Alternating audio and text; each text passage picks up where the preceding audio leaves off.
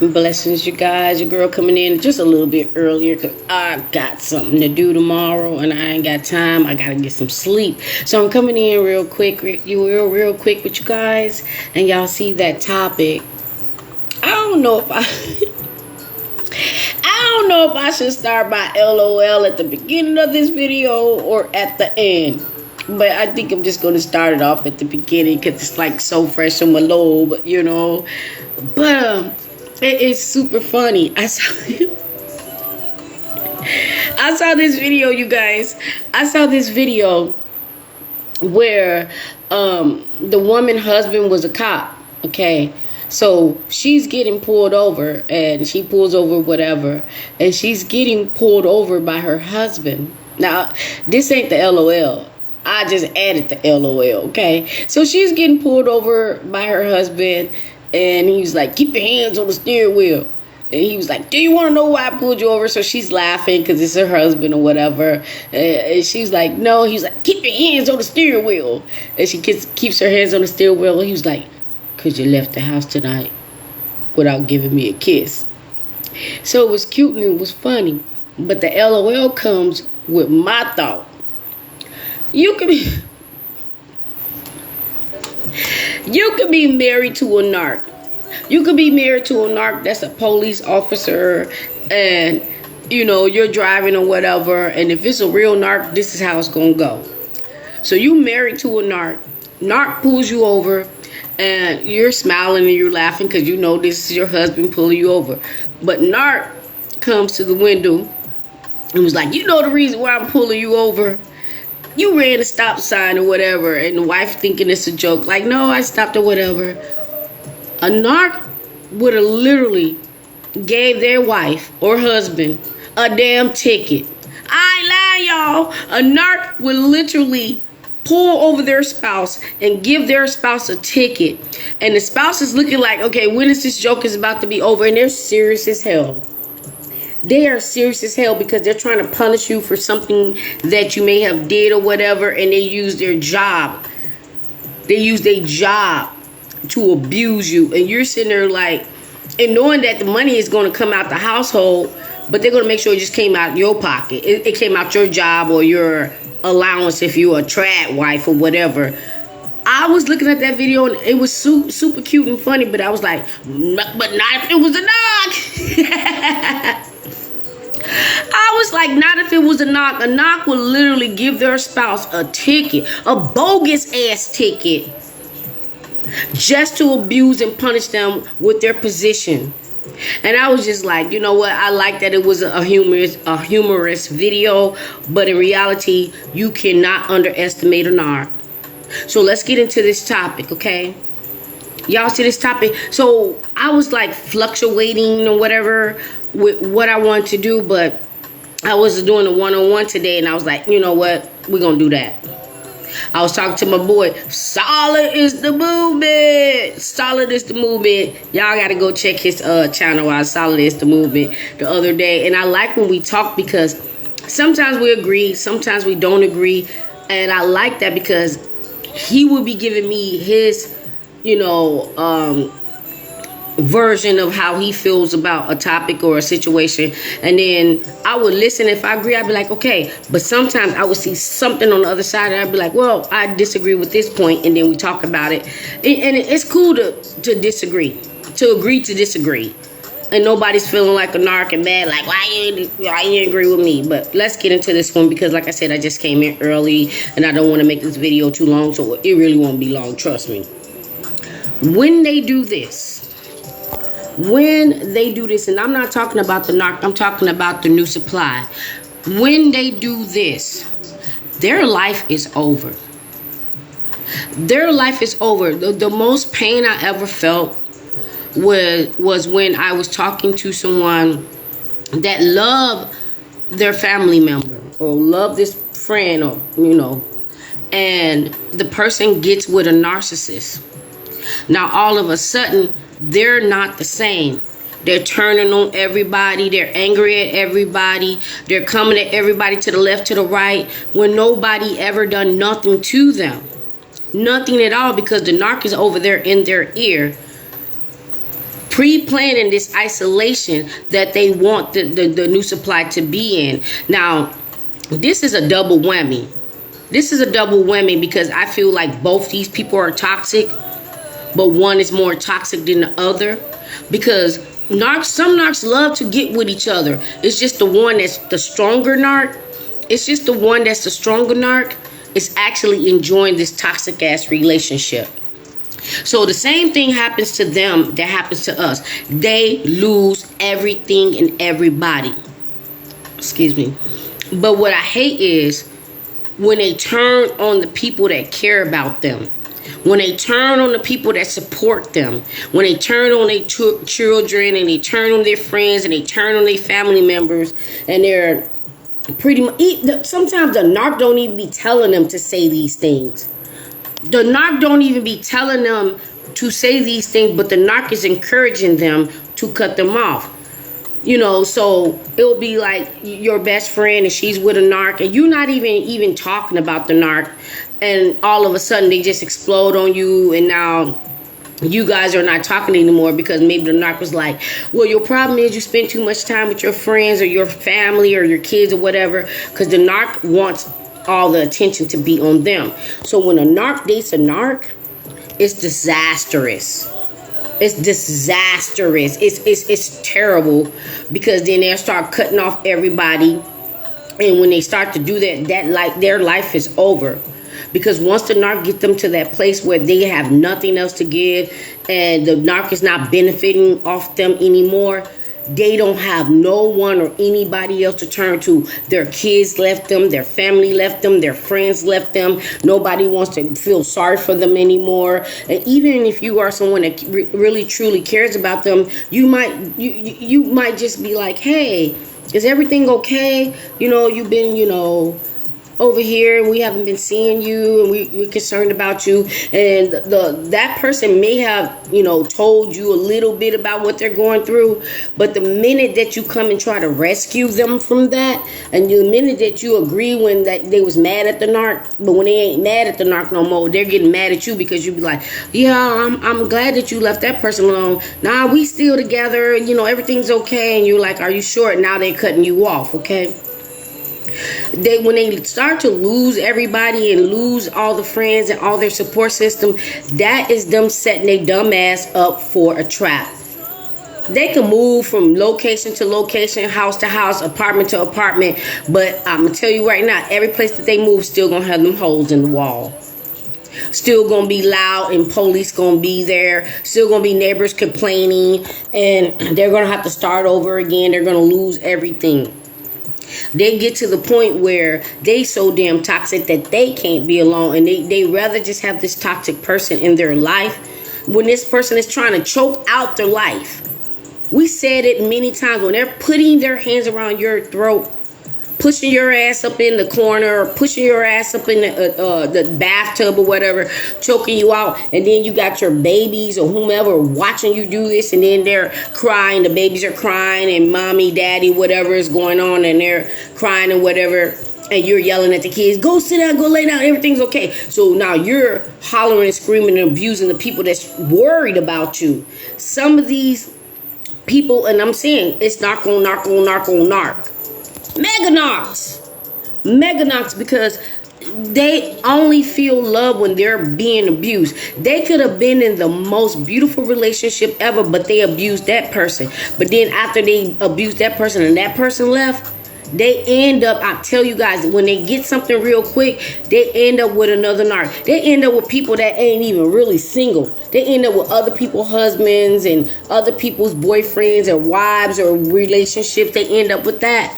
And they never ended their relationship with whomever they were with, or marriage or whatever, nor is the person that's abusing them did the same thing. They did the same thing, I guess, where they didn't end the relationship or whatever. So every time these two stupid ass narcs fall out, the one that cut off everybody has nobody or nothing to turn back to. They can't even go back to their last supply, because that last supply was no contact. But the narc that's controlling everything, they can keep going back to that last supply, that ex-wife, that ex-baby mama, that ex-relationship. They can keep going back there. And then the weaker narc, we'll put it that way. The weaker narc is paying for everything, buying the narc's clothes or whatever, turning this person against all their family members and their kids, traumatizing the kids that's actually there, and they want to feel so happy, and they want to boast and post all over Facebook. And when the hit the fan, when that narc is really done with them and find a new supply better than them, I'll tell you what they're going to do. That's going to be the supply that goes after the new supply that did or didn't know about them. It don't even really matter, because the narc is done with the super mega narc, the stronger narc is done with the weaker narc. I hope y'all with me. The stronger narc is done with the weaker narc. And the weaker narc thinking they're so fine and so cute. So these are the narcs that don't care. They'll try to get under somebody else to get over that narc. But if the narc decides to come back, they'll take that narc back. They have to have that validation. They have to have people wanting and, fawning over them, because they need that attention. Now, these narcs, we say narcs cannot be alone by themselves. These narcs will actually be alone by themselves for a little bit, but they got to go outside the home to get other supply. So they might not have moved in any new supply or whatever, but they're going outside the door, but they got to have somebody laying in that bed with them, or having some drama every single day with this person. And the sad thing, we always say these be the ugliest, ugly ass narcs. Not just because they're narc, because they're actually really ugly, but being a narc can make you look ugly even if you're fine, because they're trying to take your fine away from you. I can't stand these weak ass people. Because if you're going to sit there and turn, they may not even be a narc. I'll put it that way. They're just a weak victim. That you're going to turn on all your family members, your kids, and everybody that love and support you for this person. And then when that person finally leave your ass alone, you have no one to turn to. And some of these people play victim, like, my family this, my family that. And they end up probably with another person and feeling sorry for them. And that person may or may not be a narc. But they never get the relationship that they really want. Getting in a relationship because somebody feels sorry for you ain't real love. Getting in a relationship with somebody that's totally not available ain't real love. Just having anybody around you just to give you some attention ain't real love. They never can find themselves. They've been like this their whole entire life. These are the ones that you might as well have just been an IG model, because all you do is go up on Facebook posing and modeling, and then you got this stupid broke ass whomever, she gonna hear you, wearing the clothes and everything that you bought them, going on trips and everything that you paid for, and the whole entire time they are financially, physically, mentally, spiritually, and everything abusing you. Looking in the mirror, you looking dark and looking like a skeleton. They don't even be seeing the change in their body. I saw the change in my body. I saw the change in my face when I went from a healthy person to looking like a Skeletor. Okay? And having all these ailments. When you are with a narc, you always gonna be sick. Physically, mentally, spiritually, you always gonna be sick. Pay attention to your damn body, because if your body is telling you something ain't right because of a person, it ain't always the food or what you're drinking or what you're doing. Sometimes it's that person. That evil energy is so strong. It's so strong. And I don't understand, but to each his own. If they prefer, if they prefer to be with someone that abuse them, use them, and tear their family, friends, and relationship, and even their jobs, destroy and tear that all apart because they want to be with this dirty D and probably DL narc, trust me. Them narcs, I said it and I'm going to say it again and I got to go. Them narcs that's super duper lustful, always eyeing every woman, always inboxing every woman, always in every woman's face. They're just doing that because they're trying to hide that they prefer to be with a damn man. When they over sexualize women, when they always thinking about sex, and because what they do is they're always trying to make you think that that's what they're into to throw you off. Because over here. Ain't no different than like what's going on with the diddler and the freak offs. They got everybody focusing over there while they over here plotting something else while we're going through this new election. Okay? So just like the new election, they're getting new supplies, and new supplies are their votes. The same thing when someone that is also I'll say also toxic end up with a super narc that's way more powerful and got way more demons and legions on them that they cannot even fight it. And the only reason why their ass is there is for two reasons: sex, and just to have a man, or just to have a woman, or just to have a person there. So sex and a body. We'll just say that. Sex and a body. Sex and a body. While they cut off everybody and everything that loves them, that provides for them, that cares for them. And then next thing you know, I don't know why they be thinking that that time stops for them, where they can just, continue to be this youthful person, so they can always get somebody. Narcs always think that I can always get somebody else. I can always get somebody else. I can always get somebody else. I'll tell you about that most evil, ugliest narc. Yeah, with cha-cha-ching. But if you ain't rolling like that, and if you not actually really attractive or got something going on with your life, if you don't have that at all, they gon' suck you dry, drain your life, and your life is over when you do this. Your life is over when you do this, when you cut off everybody. And they quick to make friends with other abused people because they sit there together while the men in there kiki and ha they whooped your ass the day before with their other friends, and they're comparing who did the most damage to their spouse, women or men. But I'm just going to say, men, they're sitting up there comparing how much damage they did to you and why they whooped your ass. And it's more funnier when it's about nothing and they're kiki and ha. But the battered, I almost said something else. The battered women are sitting in the other room comparing why they got abused. And it wasn't about this, and you didn't do nothing. And they're like, well, at least he didn't do this. And they're trying to, justify, well, at least yours didn't do this, or at least yours didn't do that, and they stay with these people. Men and women. Because some women be like that too, like, his dumb ass, I told his dumb ass to go up in the room and wait till I get home, and he went in the room, so I went out and I got a whoop-de-whoop. You know what I mean? Like, don't be that one that the only friends that you have is other victims. None of y'all is helping each other. Y'all just comparing black eyes. Y'all just comparing ass whoopings. While they in the other room kikiing and ha-haing about who did the worst damage. And they gonna be like comparing, and somebody gonna want to do more than the other until you unbreathe. They're gonna be the last one to get the kiki and the ha-ha, like, yeah, I told you I wasn't playing with her or him. And now they unbreathe, and they gonna think they're gonna get away with it. Some of them do. I just had to make this one just a little bit serious. I came in early. I'm done with this video, but I do hope that it helps. I really truly do hope that it helps, because y'all have to wake up and realize that this is serious. It goes on every single day. This ain't nothing new.